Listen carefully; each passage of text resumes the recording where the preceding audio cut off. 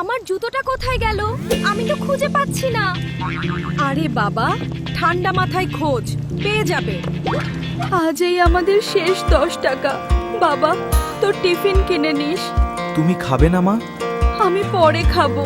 কি এনেছিস টিফিনের জন্য? ভাজা না সেদ্ধ? ক্ষুধা মানুষকে দুর্বল করে দেয়, কিন্তু একটা ভালো হৃদয় মানুষকে শক্তিশালী করে তোলে। আমি 2 দিন ধরে কিচ্ছু খাইনি খোকা। আমি খেলে শুধু আমার পেট ভরবে। অভিনন্দন, বিনামূল্যে বিরিয়ানি।